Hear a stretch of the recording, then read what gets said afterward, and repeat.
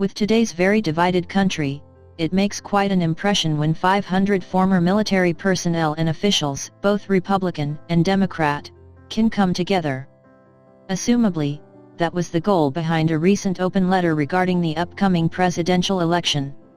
A group of 489 retired senior military officers, former cabinet secretaries, service chiefs, and other officials, signed an open letter spelling out their support for the Democratic presidential candidate, Joe Biden. The group, calling themselves the National Security Leaders for Biden, is yet another group publicly going up against Donald Trump. The group says the former vice president has the character, principles, wisdom, and leadership necessary to address a world on fire. We are former public servants who have devoted our careers, and in many cases risked our lives, for the United States, reads the letter.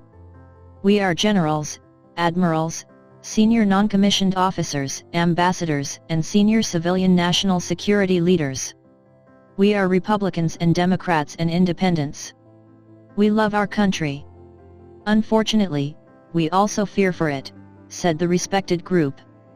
The group does collectively point out that not all of them agree with Biden's policy decisions. Yet, they still want to see him elected, as it is imperative that we stop Trump's assault on our nation's values and institutions and reinstate the moral foundations of our democracy. This group doesn't even include all the former Trump administration officials who have spoken out against him. Retired General Jim Mattis, Trump's former defense secretary, and former national security advisor John Bolton, have disagreed publicly with Trump and his policies before. Yet, neither of them have pledged to vote for Biden, nor have they signed anything regarding their position. Some of those who signed the open letter have appeared in earlier groups announcing bold statements. A few of them were never Trumpers in the last presidential election 4 years ago. Most are new to this position, however, of publicly urging the country to vote for Biden. I spent 36 years in the United States Air Force, almost 7 of those as a prisoner of Vietnam, explains retired Air Force General Charles G. Boyd, who signed the open letter and recorded a video posted to the Twitter account of the group. Since my return, I've been a Republican, but quietly.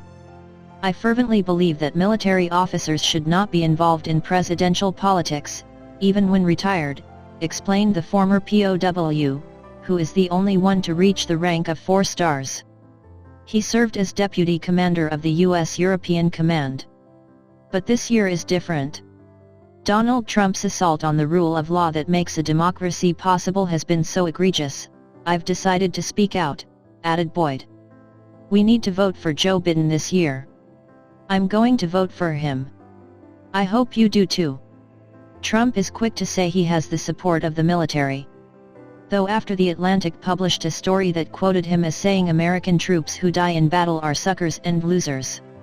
After being heavily criticized for those comments, the president said some leaders at the Pentagon probably weren't in love with me.